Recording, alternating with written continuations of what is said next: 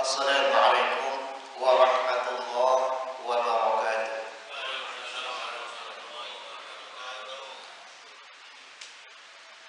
Alhamdulillah, alhamdulillahilladzi an'ama 'alaina bi ni'matil iman wal islam. Wa asyhadu an la ilaha illallah wahdahu la syarika lah. Wa asyhadu anna Muhammadan 'abduhu wa rasuluh. Allahumma shalli 'ala Muhammad wa 'ala alihi wa sahbihi ajma'in, amma ba'd. Jemaah salat subuh rahimakumullah. Dalam sebuah hadis yang diriwayatkan oleh Al-Imam Tirmidzi, juga oleh Ibnu Majah, kemudian Imam Ahmad, yang dinilai hasan oleh Al-Imam Tirmidzi, yakni dari Shaddad bin Aus radhiyallahu anhu, di mana dia mengatakan, qala Rasulullah sallallahu alaihi wasallam, al-kais man dana nafsahu wa 'amila lima ba'da al-maut, wal 'ajis man atba'a nafsahu hawa wa tamanna 'ala Allah. Wa fi riwayatin wal aqyas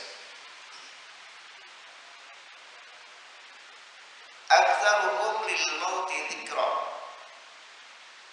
wa ahsanuhum lima ba'dahu isti'dada. Wa qala Umar radhiyallahu anhu, hasibu qabla an tuhasabu.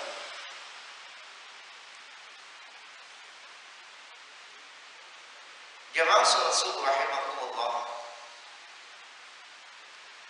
Shaddad bin Aus mengatakan,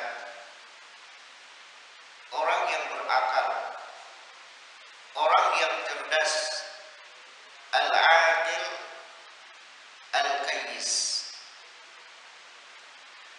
adalah orang yang mampu menahan hawa nafsunya, yang senantiasa muhasabah terhadap dirinya, dan beramal untuk akhiratnya, beramal untuk kehidupan setelah kehidupan di dunia ini. Adapun orang yang bodoh atau orang yang lemah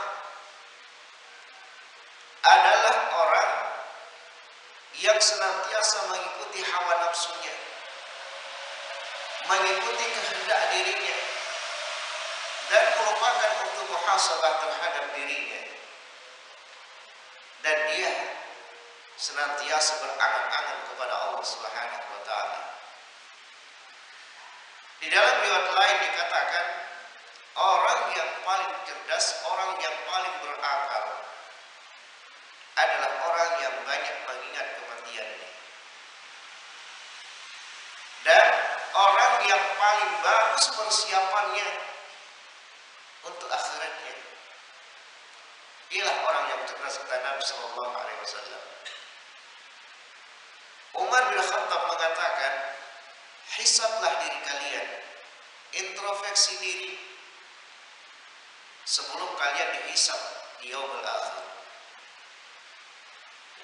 Hiasilah amalan-amalan kalian, hiasilah diri kalian dengan amal-amal soleh, karena sesungguhnya orang yang menghisab dirinya di dunia, senantiasa introspeksi diri di dunia, yakhifu hisabahu yaumal qiyamah, akan diringankan hisabnya pada hari kiamat. Hisab yasira, hisab yang ringan. Shaddad, kemudian Mihran bin Maimun bin Mihran mengatakan, la yakunul 'abdu taqiyan hatta yuhasaba nafsahu. Seorang itu tidak menjadi orang yang bertakwa tidak dikatakan bertakwa sampai dia senantiasa menintrospeksi dirinya, senantiasa meneliti dirinya, senantiasa berusaha untuk menjaga dirinya dari hawa nafsu, sebagaimana ia teliti terhadap sekutunya, terhadap makanannya maupun pakaiannya. Di dalam hadis yang kita bacakan ini ada dua kelompok manusia. Yang pertama adalah al-qadir, yang kedua adalah al-ajiz. Al-qadir adalah orang yang mampu. Dia adalah orang yang kuat, mampu menahan kehendak hawa nafsunya untuk tunduk kepada Allah Subhanahu wa taala. Dan Allah Subhanahu wa taala memberikan jaminan, wa amma man khafa maqama rabbih wa nahaa an-nafsa 'anil hawa fa innal jannata hiyal ma'wa. Jadi orang yang menahan hawa nafsunya dan dia takut kepada Allah, dia beriman kepada Allah, maka tempatnya adalah surga. Wa nahaa an-nafsa 'anil hawa. Itu orang yang mampu, al-qayyis, al-ajiz. Apa yang dilakukan oleh orang yang mampu ini, orang yang al-qais ini, diantaranya adalah dia menahan hawa nafsunya untuk tunduk kepada Allah. Kemudian dia memperbanyak persiapan untuk akhiratnya. Dan sebaik-baik perhiasan adalah persiapan kita, bekal kita adalah ketakwaan, amal soleh. Wa tazawwadu fa inna khairaz zadi taqwa. Berbekallah kalian, sebaik-baik bekal adalah ketakwaan. Bekal kita menuju Allah Subhanahu wa taala adalah amal saleh. Tidak ada orang yang menghadap kepada Allah dengan membawa hartanya. Baikkah itu dia ulama, baikkah dia itu nabi, maupun yang lainnya. Tidak ada yang membawa hartanya ke hadapan Allah Subhanahu wa taala. Yang dibawa adalah amal saleh, ketakwaannya. Kemudian di antara sifatnya adalah aktsaruhum dzikra lil maut. Dia tuh banyak mengingat-ingat kematian. Seolah-olah hidupnya hanya saat itu. Ketika dia sholat, seolah-olah itulah sholat yang terakhir. Ketika dia bermajlis, seolah-olah itulah majlis yang terakhir. Karena memang itu harapannya, doanya kepada Allah Subhanahu wa taala. Di antara doa orang-orang yang senantiasa mengharap keridhaan Allah, yang senantiasa menggunakan akal yang cerdas adalah meminta kepada Allah agar dijadikan akhir dari umurnya adalah kebaikan. Allahumma ja'al khaira umri akhirahu. Ya Allah, jadikan akhir umurku itu baik. Wa akhir amali khawatimah. Dan jadikan akhir dari setiap amalku itu amal soleh.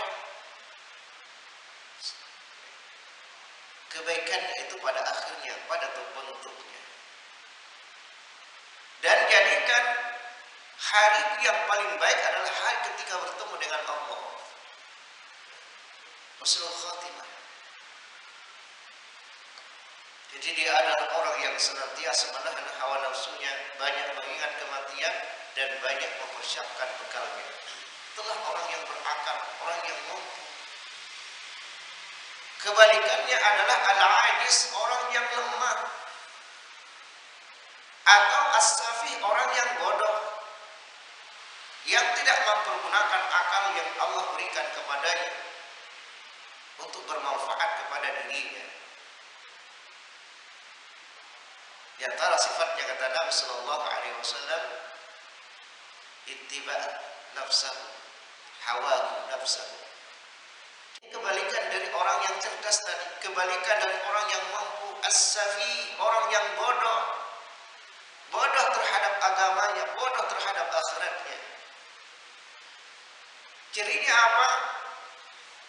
Di antara cirinya adalah dia mengikuti hawa nafsunya. Yang penting enak, yang penting dia senang. Sekalipun itu merugikan akhiratnya, merugikan agamanya, sekalipun itu bertentangan dengan perintah Allah dan Rasulnya. Cirinya yang kedua adalah dia berangan-angan kepada Allah, dia meminta surga, dia minta dimaafkan oleh Allah Subhanahu wa taala, tapi dia senantiasa bermaksiat. Dia minta surga, tapi dia tidak berangan. Dia meninggalkan sholat, dia meninggalkan puasa. Tapi harapannya kepada Allah, Allah memasukkannya ke dalam surga. Ini namanya tamanni. Wa tamanna 'ala Allah. Orang-orang yang bodoh, banyak harapannya, tapi meninggalkan kewajiban dan melaksanakan perbuatan-perbuatan maksiat. Ini orang yang lemah, al-ajiz. Kebalikannya adalah al-qadir. As-safi, orang yang bodoh, kebalikannya adalah al-qais. Maka orang-orang mukmin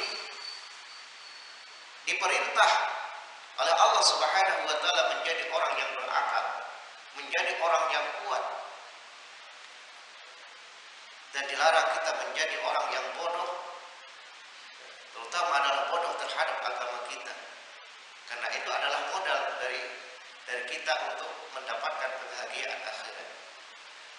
Makanya Umar bin Khattab radhiyallahu anhu mengatakan, hisablah diri kalian, introspeksi diri kalian dari dosa-dosa kalian dari waktu ke waktu, berapa amal saleh yang kita lakukan dan berapa dosa dan kesalahan yang kita lakukan. Kita hisab diri kita. Kita peduli dengan diri kita untuk keselamatan diri kita. Kita peduli dengan keluarga kita untuk keselamatan keluarga kita. Jangan kita hanya sibuk menghisap orang lain, sibuk mencari kesalahan-kesalahan orang lain. Kesalahan kita yang besar tidak nampak, kita lupakan. Padahal bukan itu yang diperintahkan oleh Allah kepada kita.